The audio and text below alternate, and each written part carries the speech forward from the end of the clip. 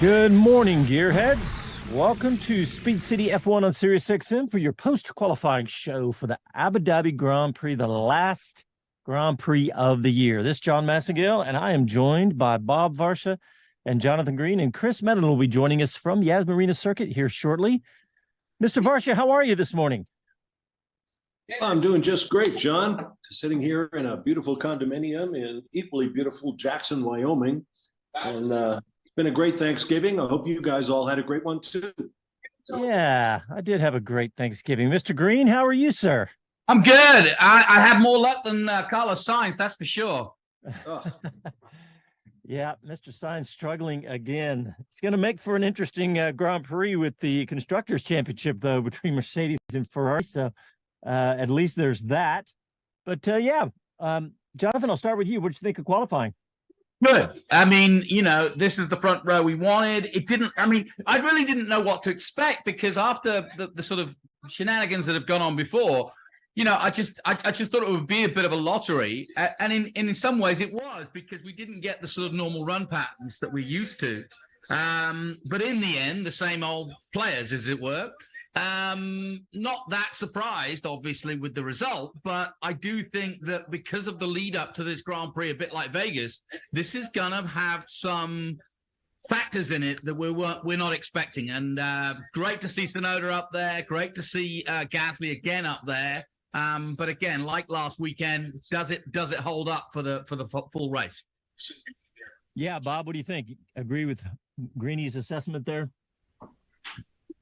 Generally, yeah. I kind of felt like I was on the back foot all during qualifying. And I really think Sergio Perez got away with one. In Q2, I thought he was clearly off the track in the final corner on his last lap, but he wasn't nicked for it. So, yeah, it's a pretty jumbled grid in that we have a couple of guys clearly out of place. Obviously, Carlos Sainz going out in Q1 was a disaster. Lewis Hamilton going out in Q2 was something he hasn't done for years and years and years. And the fact that he's done it a couple of races in a row now, he hasn't done that since, his earliest days with Mercedes, I suppose. So, yeah, there's a lot of potential. There's places to pass on this track. Quick cars coming from the back. I don't expect a big change on the podium, but McLaren have certainly done a terrific job. And, let's see what we get. Yeah, McLaren's done a great job, and Lando Norris did a great job with his rally skills on that last lap in qualifying. Man, he almost lost it. It looked like he was very sideways. Well, a couple of guys had that problem. Perez had it too. I thought David Coulthard said something interesting during the TV broadcast. He said, that might have been the electric motor kicking in under battery power that caught him out, when he put his foot down trying to make the corner exit. Suddenly, it looks like the rear wheels, the back of the car started chasing the front, classic oversteer, and caught him off guard. Yeah, I'm sure other drivers in the field could probably sympathize. What a difference a week makes for McLaren. I mean, good gosh.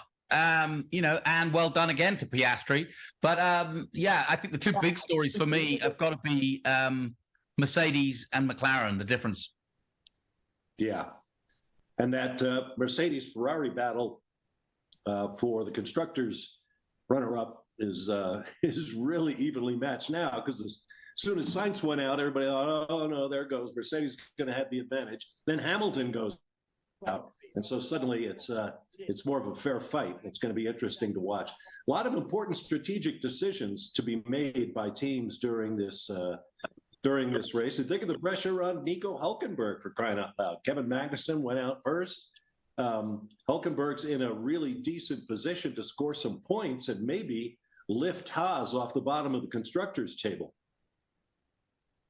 Yeah, for sure. That would be huge for Haas. I want to talk. It looks like Chris Medland has joined us, and good timing, because I want to talk about Logan Sargent. Man, he did not have. Oh, it looks like Chris is having some audio trouble. We'll come back to him in a minute. But Logan has struggled again today, and he's had a good run of it lately. But the fact that he did not get a time in, yeah. And that's rough. He had his two push laps were deleted for track limits, and he didn't miss it by a little. He was well off the track in both circumstances. So, you know, you got to play by the rules, kid. I'm sure he was desperate to get a good result, and you know, he can still come forward. Alex Albon, his teammate, proved once again that there's potential in the Williams to at least frighten the guys at the lower levels of the points, and maybe he'll have that opportunity in this race. But you know, I'd like to argue that Logan Sargent's season has ended on a bit of an upswing. Yeah, it's not, you know, threatening to contend for a world championship or anything, but I think he has shown a little bit of improvement. Whether that's enough for the Williams team to keep him there remains to be seen. I don't know if anybody's score sheet changed after Friday morning when we saw those 10 non-regular drivers out there. Obviously, Drugovich did really, really well for Aston Martin. We know what Jack Doohan can do, Liam Lawson. I mean, a lot of people have young kids with a lot of talent in the pipeline. Whether one of them might bump Logan Sargent from the Williams lineup remains to be seen. But I would argue that Logan has improved at the end of the season. Yeah, no, I agree. And I've been saying that. I think I was just, you know, I hate to end the season, the final, you know, he's got the race to come, but the final qualifying of the season, he doesn't set a lap time. And I don't know, it's not the way. And also I wanted to get Chris's take when he gets back on, because he dropped an article on racer.com yesterday or this morning. I haven't looked at the win, but talking about how James Vowles is still committed, but saying that he does have alternatives in case they decide to go a different direction. So yeah, he was interviewed by Sky on the board, and they brought it up. And you know, he said, "I've been consistent in my line, which is, you know, I wanted to wait till the end of the season, and there's no question there's been an uptick, and he's pleased with that uptick from Logan." And like I said, I've never seen a fairer guy in Formula One in terms of, at least audibly to the press, about his decision-making process. And I do think that James Vowles is a little bit different in his approach than Red Bull would be. And I think he's giving him a chance. And I think he's got enough. Yeah. Let's see. The other thing, Albon, of course, did a sweep of the season on qualifying with Logan Sargent. So, I mean, and I'm not saying that a big negative against Logan either, because Albon has done a great job this year, and he's looked really fantastic, like you were saying, Bob. So, but that is another stat to consider in this whole thing, and because how else do you measure what's the best way you measure your performances against your teammates? So, but let's look at some of the other stories, because it was interesting for Piastri, you know, with out qualifying Norris, with Norris's bad last lap there. And of course, Russell out qualifying Hamilton. I mean, Bob, you mentioned it's a big surprise, but that's 2 in a row for Hamilton, if I'm not mistaken. I think I heard them say for 2 in a row that he did not make Q3. Yeah. And then he and Russell are equal in terms of what you just talked about, the comparison between the teammates, 11 for each. Yep. So, and we talk about this from time to time, as deferential as George Russell is toward Lewis Hamilton, they really are equally, are performing at an equal level, I would say. And Russell really seems to have the fire in the belly right now. I think he sees that this is an opportunity. Lewis was terribly downcast on the radio after being knocked out in Q2. And all he could say was, there's something wrong with the car. And maybe that's true. But Lewis has not been right up there all weekend, really. I mean, not to the level that we expect of the 7-time world champion. So maybe there is something wrong with the car, not the way they're going to want to end the season. Lewis has said it before, I can't wait to get out of this car for the last time. And I think yeah. I think that's the biggest point, isn't it? He hates that car. Russell, I think, has a better ability to drive around problems, and he did it at Williams so successfully. And I think Hamilton's so used to the smoothness of having a really good on-point car with Mercedes, and they haven't got one this year.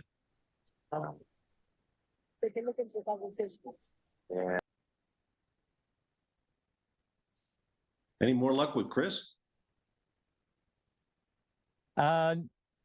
Let's see. Chris tried to jump on again, and looks like he's having trouble with his mic out there. But hey, I was just looking at the constructor standing. You know, Hamilton's got a huge lead on Russell, as we know this year. It's 232 to 160. So for the year, Lewis Hamilton has, you know, and let's not forget that last year was the opposite, where Russell outscored Hamilton. So, you know, for the year, Hamilton has looked great this year compared to last year, and maybe that's part of his frustration too. Yeah, it could very well be. Jonathan, battle's going on through. Jonathan, you're muted. Is what your mic is. Yeah, we've got to keep an eye on some of those battles between Alonso, Norris, Sainz, Leclerc. I think that's the focus is who's going to finish where. There is so few points between, well, in fact, there's equal points between Sainz and Alonso. So that's going to be a good battle. And now with Sainz losing out again, I mean, he's going to be downtrodden after what has been a ridiculous couple of weeks for him. Yeah, no doubt. No doubt. Just looking at the rest of the order today. Well, let me just run down the full order in case anybody just tuned in. It's Verstappen on pole, followed by Leclerc, Piastri, and Russell on the second row, and then Lando Norris, Yuki Tsunoda. We haven't talked about him yet. Good finishing and qualifying there in sixth. Alonso in seventh. Hulkenberg, like you'd mentioned, Bob, is in good position to score points for the Haas and try to move them up off the bottom. Followed by Perez and Gasly, who both had their lap times deleted. That's one story we really haven't talked about much yet, which we hadn't seen in the early parts of the session. And Chris just texted in, says, all caps, I'm in. He's connected. Mr. Medland, how are you, sir? I'm good, thanks. Sorry about all that. For some reason, my phone settings had changed. That meant the headphones didn't work on my phone, but we have fixed it. Or I have fixed it. So I'm feeling very proud that I'm finally with you guys. You're a tech genius. Your crack tech team jumped in and helped you? No, it was just me having to work out where I'd gone wrong. And it's nothing I'd changed. I think a software update did it. So, yeah, bane of my life. But I've made my way to the TV pen to try and see who we can grab and head back down to their garages. And you mentioned Yuki. I'd like to get Yuki, but I heard you say track limits there as well. And I don't know if we've gone into it yet, but Logan Sargent, twice in Q1, both times at turn one. Both laps were good laps. His second lap was definitely good enough to get through to Q2. First corner of his second lap, without a lap time on the board, exceeds track limits again. What a blow that is, because he does not have a seat for next year. It's not confirmed. Yeah, and Chris, we did talk about it, but I'm glad you said that, because I was a little downbeat about it, because, you know, that's not the way to finish your last qualifying. I mean, and Bob brought up the point that he's had, you know, a good run of it lately. He's had, you know, a little more consistency, but, and, you know, we have the race to come. So, but I did see your article on racer.com and kind of maybe give us the gist of that. Yeah, it was, sadly, so it was actually an interview I did with James Vowles where I was trying to record it so that we could use it, but his microphone failed. So you could barely make out what he was saying, but I managed to get it down with my phone. And he said that he genuinely has not made a decision yet on whether he's going to keep Logan or not.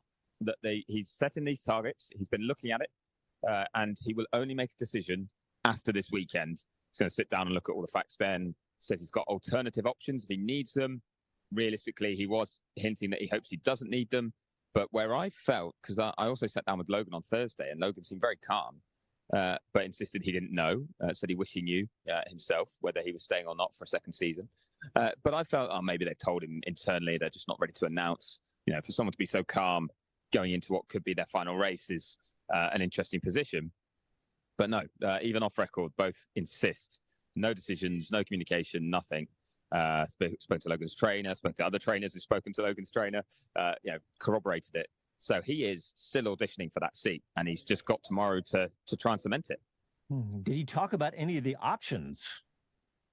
He did not, but the way that Val said alternative options, and the way he said they were available to him, it led me to feel like he was talking about someone in the Mercedes setup, because obviously Vowles has a very good relationship with Mercedes, having come from there at the start of this year, and with James and with Toto Wolff, and he also knows the young drivers that were in that setup. Now, Fred Vesti, he's won the sprint race here today in Formula 2 that keeps the F2 title fight alive and gives him half a shot at winning the championship tomorrow. He's a big rank outsider. Teo Pourchaire, the Alfa Romeo young driver, should wrap it up.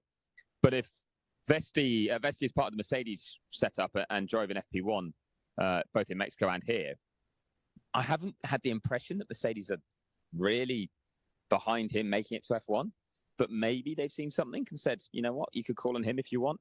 Maybe it's Mick Schumacher, even though he's just signed with Alpine in Hypercar in WEC.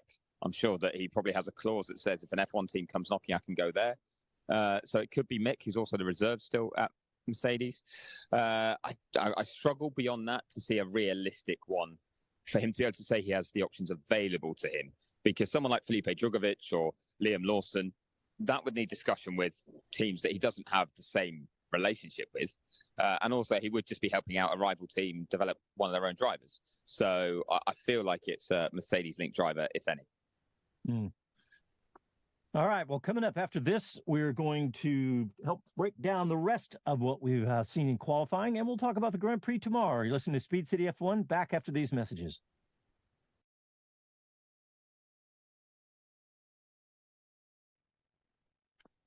All right. Hey, Chris, Andy P on YouTube says, so Chris is telling me not to upgrade to iOS 17. Glad he got that sorted.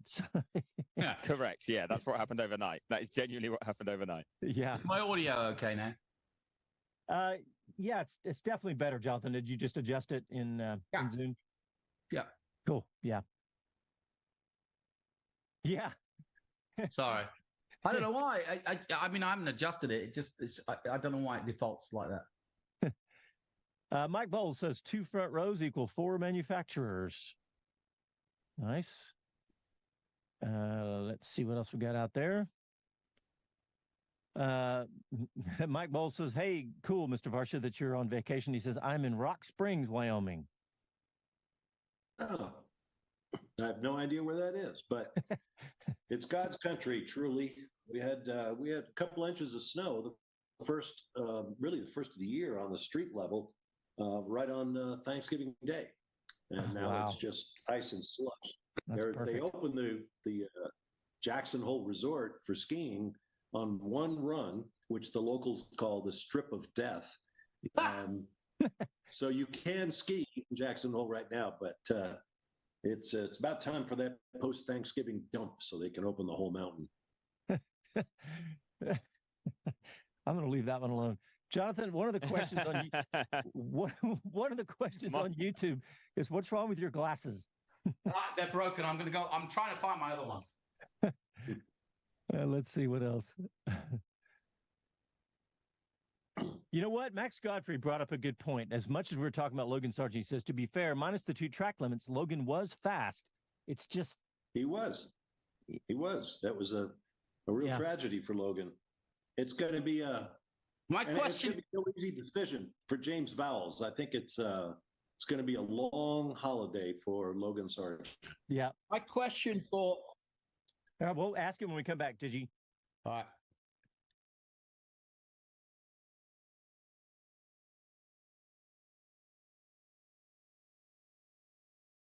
Hello to everyone, this is Gunther Steiner, this is Speed City. Welcome back to the fastest hour in radio, Speed City. All right, welcome back to Speed City F1 on SiriusXM. And during the break, we were still talking about Logan Sargent. Jonathan, you have another question for Chris about this? Yeah, I just wonder, we talk about the relationship and, he said it in Vegas, how important Toto's been to him. I mean, is this one of those situations where he turns to Toto and says, what do you think? Who do you want me to develop to help Mercedes? Because they're going to be in that position in a couple of years with Hamilton. So, and who's therefore, my question was, who's therefore driving on Tuesday? And could Stoffel Van Dorn and Aston Martin come into play? Van Dorn's an interesting one. That's actually a good question. He's not someone I'd really put in that frame.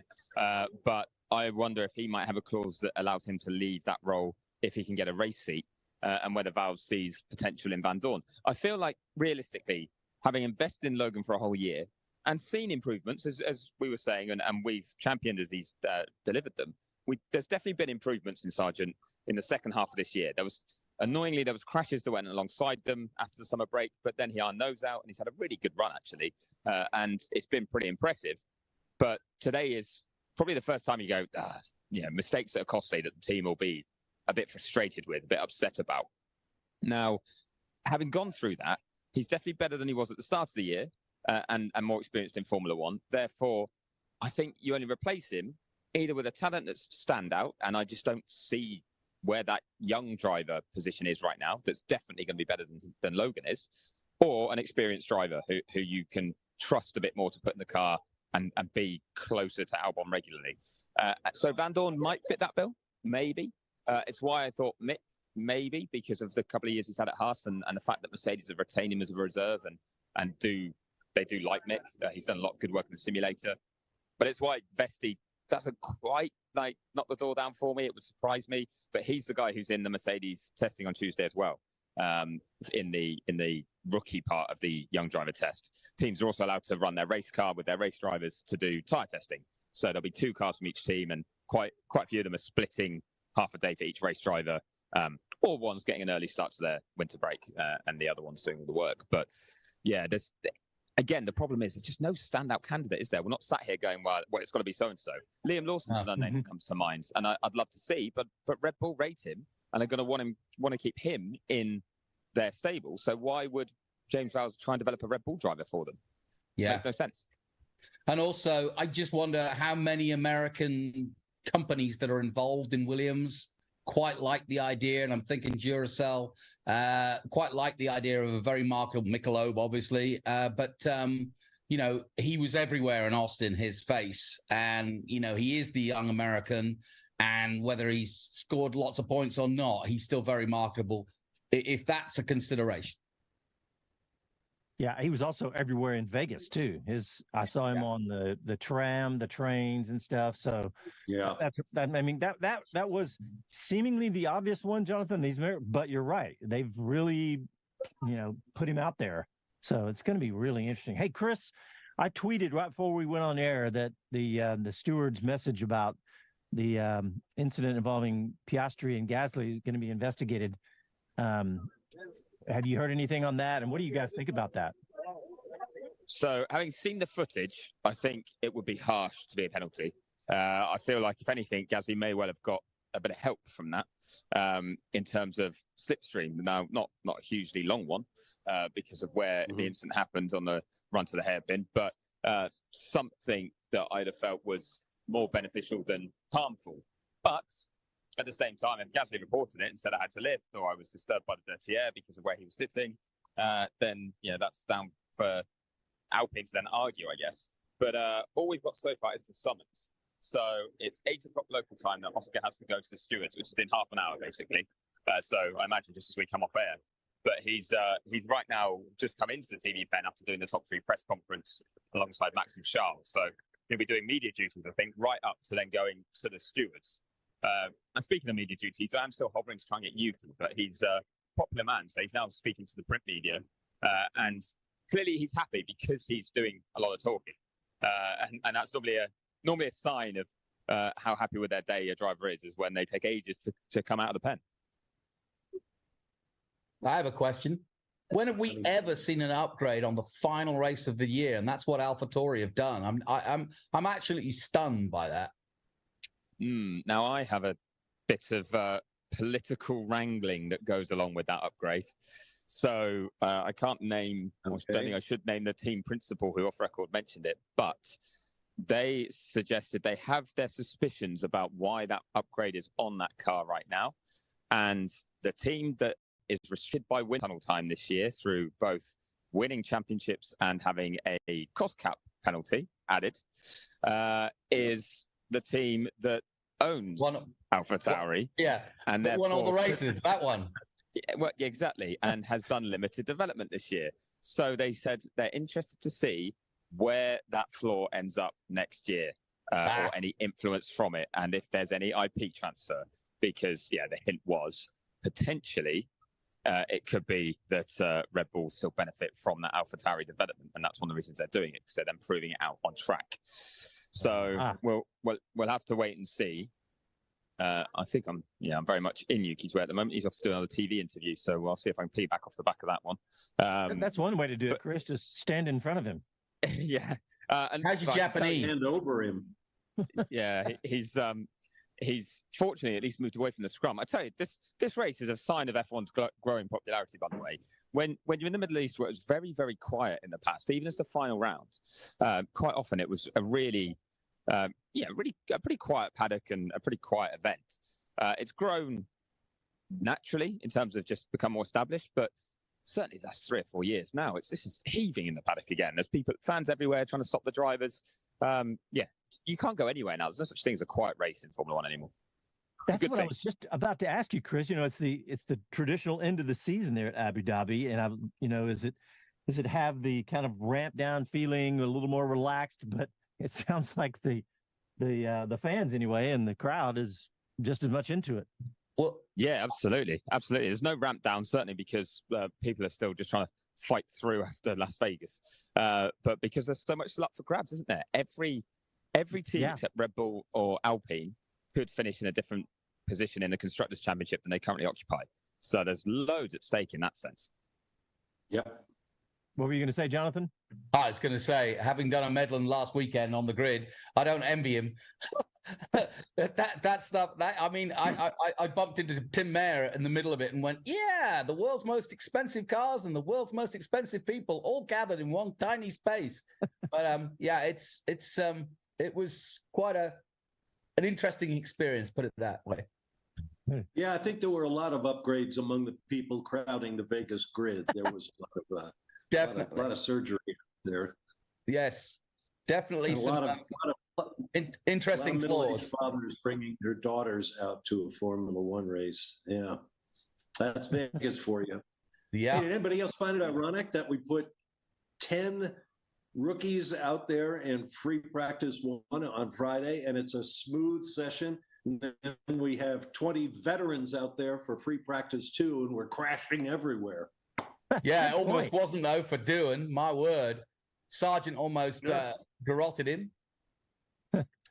Yeah, that was a close moment. That was one that went down against Williams for a penalty. Williams got a €5,000 fine for that because they didn't tell Sargent that Doohan was coming. And in that final sector, there's quite the way this Marina setup is. You don't see beyond the corner before, and you're normally quite close to the corner before. So Sargent could not see in his mirrors that a car was coming until with 1 second before Doohan arrived, the team suddenly warned him. And that's why he reacted and tried to jump out of the way.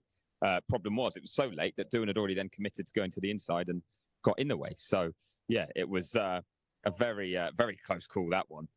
And so Sargent got a warning because he changed his line late in trying to jump out of the way. He should have stayed where he was to be more predictable, is what they said.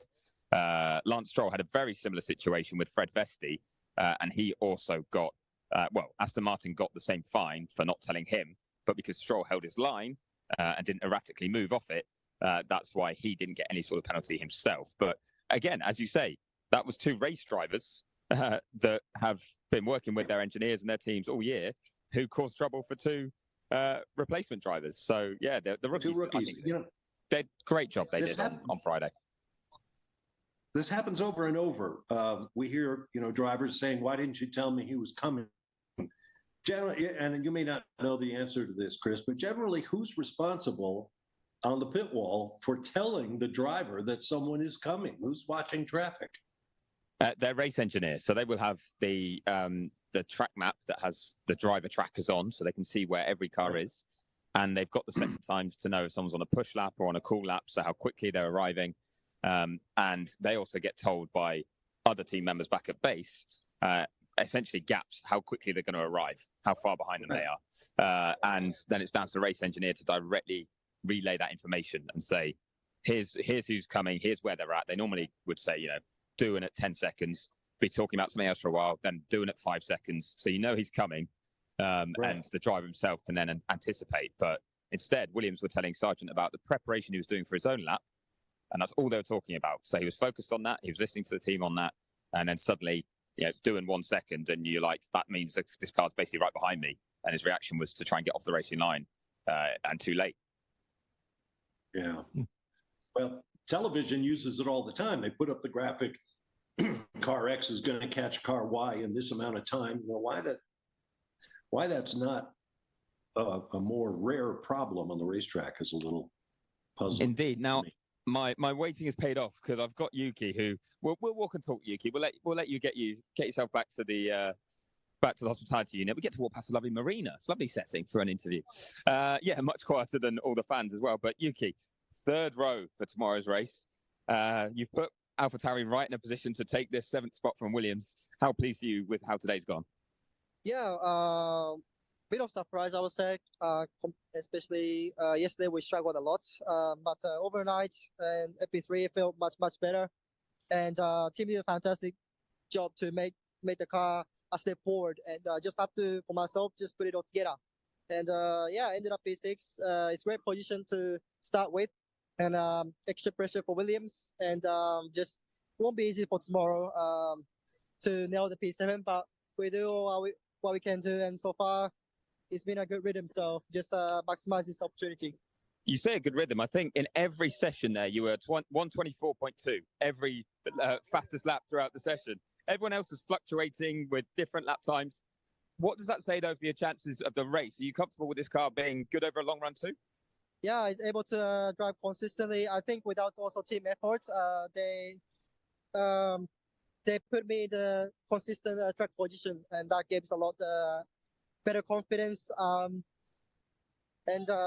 Just have to put it all together tomorrow. I think won't be like, there's a couple of fast cars yet in the back, so won't be easy, but seems like we can always something happen here. So just have to make it clean and see how it goes.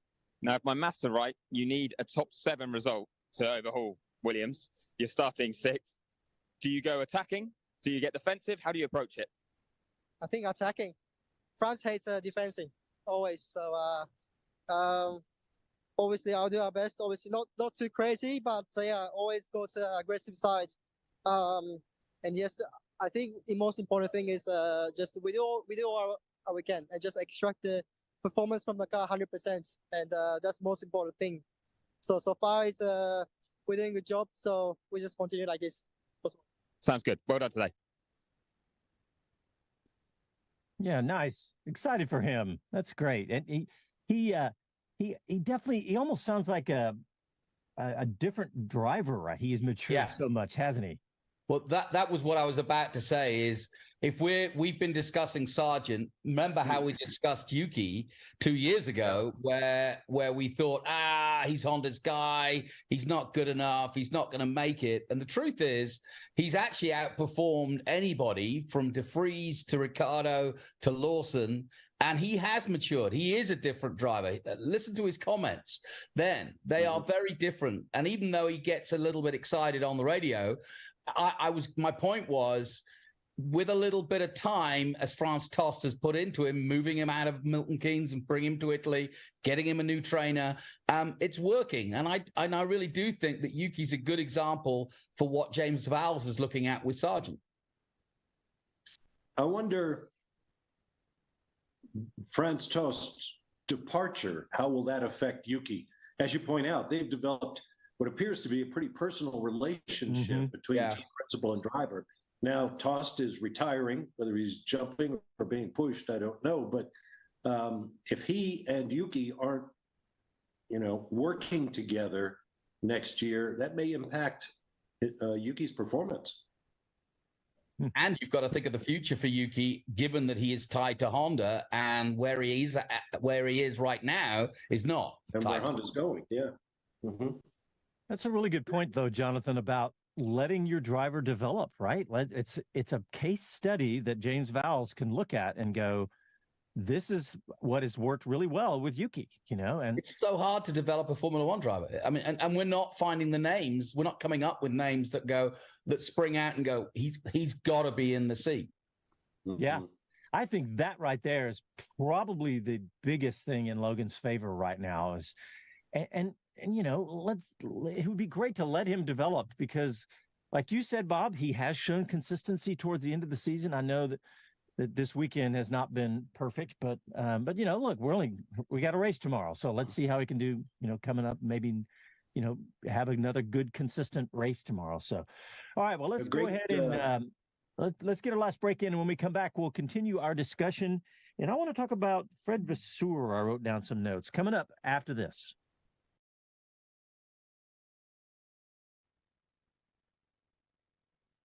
Andy P says he just reviewed Gasly's onboard and Oscar pulled way to the left to avoid the racing line. He says, I'm no steward, but I agree with Chris. It would be a very harsh penalty. That's good.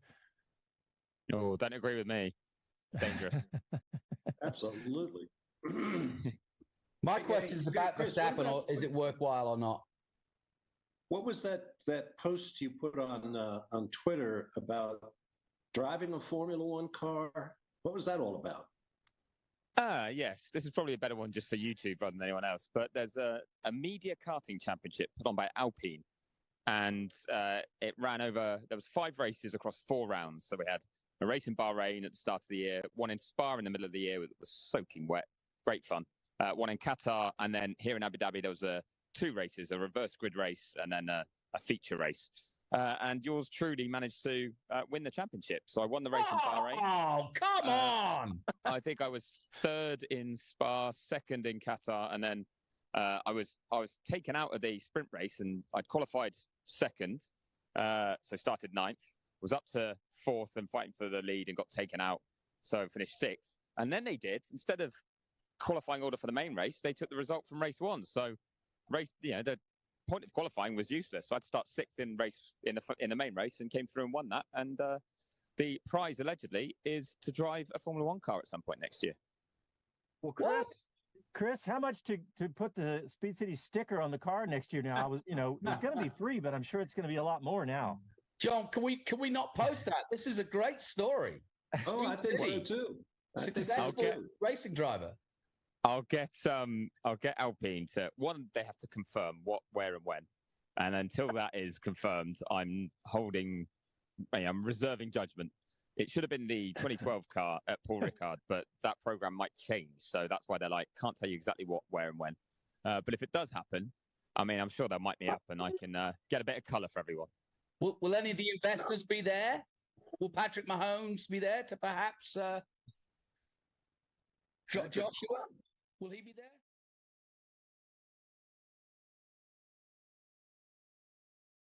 Hi, this is Max Penn, and you're listening to Speed City. Welcome back to the fastest hour in radio, Speed City. All right, welcome back to Speed City. Chris Medland was just telling us about his successful weekend karting and the potential in his future to drive an F1 car. So that's why he's talking to James Vowles. I'm in line for the seat. That's right. Tell you what we do. I imagine putting a Speed City F1 sticker on the car when he drives it is going to be expensive. So we take out a life insurance policy on Chris, and we can use the proceeds to pay for the decal if everything goes wrong. Come on, man. Now, listen, I got a question. I know one thing Chris Medland won't be is petulant. What's Verstappen doing in the tunnel? And why is he getting away with it? No, I'm going to defend him here, Johnny Green. He's doing nothing wrong when he was in the tunnel yesterday. So for anyone who didn't see in practice, Verstappen overtook cars that were crawling out of the tunnel because the pit lane speed limit ends basically at the end of where the garages are. And then the pit lane exit dips down under the track through a little tunnel and emerges on the inside of turn 1 / outside of turn 2. Now, there was nothing there. And sadly, I'm going to have to tell you guys that I'm missing Oscar Piastri here because he's off to the stewards right now. I was going to grab him. So as it stood, the rules allowed, there was no rule about what you could do once you left the pit lane in terms of the speed limiter was released. And in Brazil, people might remember that you could overtake in the pit lane exit as long as the cars that were going slowly were told they had to stay to the left to leave room for cars to overtake if they wanted to go quicker. And that's because we had this problem of cars backing each other up in the pit lane in the exit, trying to make a gap ready for their own qualifying laps. Now, in practice, Verstappen didn't want to hang around. He wanted to get on with his lap. Others were trying to go slower, and he basically forced his way through. He found tiny little gaps and wedged his car in it. It was quite impressive, actually. We're talking millimeters between like wall and other cars and things. And after that, apparently Fernando Alonso did it once as well at some stage that wasn't captured on TV. But after that, it was decided in the driver's briefing on Friday night with the race director that wouldn't be allowed. So you would not be allowed to overtake in the tunnel, and you couldn't overtake until the pit exit line that joins the track on the outside of turn 2. So at the time that Verstappen did it, completely fine, completely legal. He was impatient, yes, but he had his own session to do. Wasn't a problem. If he'd have done it today, he'd have got a penalty. You're not allowed to anymore. And someone else called this and said, "Oh, so it's fine when Verstappen does it, but no one else is going to be allowed to." And it's like, well, you can't outlaw something that hasn't been shown up yet. And all he's done actually prior to this is know the rules and know what he is allowed to do and play by them. And he didn't break them today either. So I kind of had no problem with that. I actually was a bit of a shame. I thought that they stopped it because I thought it could have made some quite interesting drama, seeing drivers kind of fighting their way out through that tunnel. But I think the stewards or the race director, was a bit worried that there might be an incident of two cars coming together and blocking the tunnel, and then no one can leave the pit lane. Right. That was what came to mind when we first started coming to Abu Dhabi. David Hobbs and Steve Matchett and I were all horrified at the idea that somebody's going to get sideways and park it in the tunnel, and then what happens? But it's never really happened. Hey, did you guys see? Did you guys see that they were using? I think starting this weekend, maybe you can confirm, Chris, but they're using AI to check for track limits. And I saw a graphic on the television broadcast where they showed that the computer looks at whether or not a car is crossed over, and what they do is the computer says, okay, all these are good laps. These are laps that might be an issue, and that's why it seemed to be faster when they were coming up with the track limits. That I thought that was interesting. So I believe that process of here are the laps that might be an issue was already existing, because I seem to remember it was at Austria last year. They said it was going to be a long time. Sorry, this year. They said it was going to be a long time until they could confirm the results because they had loads of laps to look through, hundreds of potential infringements that had been flagged up by either the computer or by marshals at those corners that said, check that lap, check that lap. They did a huge list. But yes, I do think it might be still kind of being used in terms of an experiment to see how much they can rely on it for competitive sessions. It's the sort of thing they'll test in practice sessions. But there was another one. Anyone who watched qualifying rather than listen to it, and I hope you were listening with us, but if you did see the footage, with Logan Sargent's second deleted lap time, what the FIA did, or Formula One got to do, which is rare, is show the fixed camera that the stewards are using to judge these decisions. So there was this whole, everyone remember there was a bit of a protest, wasn't there, from Haas about what happened in Austin and certain cars cutting turn 6.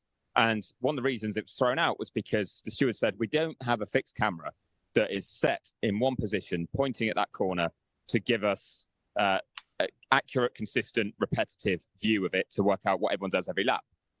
So they showed one of those cameras where Sargent went off. It looked slightly lower quality and it was a bit of an odd angle, but it showed clearly the car going off that way. So that's also what they use. And quite often the stewards have to just go and quickly check that footage to see if someone stayed in or not.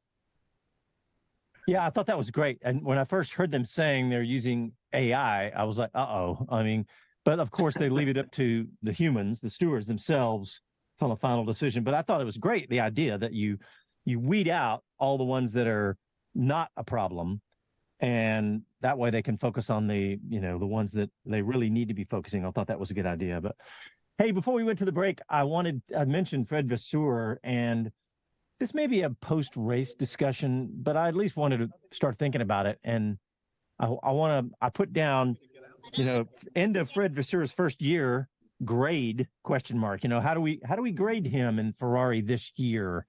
Bob, what do you think? Bob Varsha, do you think that he's done a good job so far?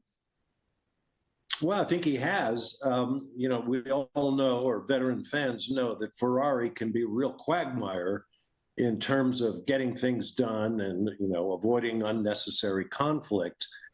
But at least outwardly, I would say Vasseur has done a great job of, whatever it takes, consolidating his power or getting assurances from the higher ups at Ferrari and Fiat, which is normally where the trouble starts, and seems to have a good relationship with the media. And if it's not the executives that cause the trouble, it's the media in Italy that likes to stir the pot at Ferrari. So yeah, I'd give Fred a very solid grade. I'll give him an A. What about you, Chris? I think I give him a B. I think I'm close. I kind of agree with everything that Bob said, but I think when you are Ferrari, your expectations are high. If you look at where the team and car was for a lot of last season, I don't feel like the team's moved on that far, and I think there was maybe still a reluctance to make certain changes, rightly or wrongly, until he'd seen how it played out under his watch. But if you just looked over recent history, things like strategy and stuff like that did need addressing and got addressed mid-season. So, I'd say some good, but there's still been some issues within the team that then say, okay, he needs to maybe be a bit firmer with them moving forward. But I guess you could say I'm being overly harsh because we'll only see that play out longer term moving forward. But yeah, I'll stick with a B for now, because surely you get an A when you win a championship, right? Yeah. And Jonathan, I'll go along with that. So if I could just interrupt before you go on for any more, I'm actually going to get another team boss for a quick word on actually how their day's gone today. Zach Brown is here with me. And Zach, are you going to sleep a bit more soundly tonight, having both your cars in the top 10, trying to hold up Aston Martin, and with Oscar, fingers crossed there's no penalty for him, starting third? Shouldn't be any penalty because he didn't impede Gasly. Gasly stayed flat and got a tow, so hopefully that's a non-issue. Feel good ultimately. I think we left a little bit on the table in qualifying, but as I said to Andre, it's pretty good when we're a little bit disappointed with P3, P5, but I think we're in good shape. We've got two fast race cars, two very fast racing drivers, so we just need to execute tomorrow. So if Lando wasn't drifting in the final set, that you're saying he could have been on the front row maybe? Yeah, I think he had a P2 in him there. So, but he can get to P2 like he did in Brazil, maybe in turn one. I'm sure that means Oscar will want to be P1 because I don't think he's going to want to get passed by anyone. But it's going to be fun tomorrow. Do you have the car to put a bit of pressure on Max, or is it a fight for second again? Max doesn't seem to have been as quick all weekend long. I'd like to think we can push him, but my sneaky suspicion is he's now got it all together come qualifying. He'll be pretty tough in the race, but we're going to try. And just finally, do you then look at Aston Martin all of tomorrow's race? Is that all that matters really, is just keeping them at bay? No, I think we want to race for the win, for the podium. I think that's kind of defensive driving to worry about people that are behind you. So we got to look forward. Well, good luck. And thank you very much for your time. Thank you. Nice. All right, guys, we just got a little bit of time left. Jonathan, let me throw to you. What are you looking forward to tomorrow? We do have a lot to play for tomorrow besides Max, but what are you looking forward to? To be honest, look at the show we've just done. I mean, all of the questions that we brought up, I'm also looking forward to next Tuesday because that might give us a better glimpse into the future. But no, there's a lot on the line for different reasons. Definitely in the constructors. Obviously, Ferrari want to finish on a high. But, there's lots to think about. And can Mercedes recover? Because that's the question. Yeah. What about you, Bob? Well, I'm right there with Jonathan. This does not have the feeling of the last day of the school term as season finales often can. There's so many questions to be answered, so many positions in the various championships that may switch, so much that can happen in the race. I mean, Verstappen is not unbeatable.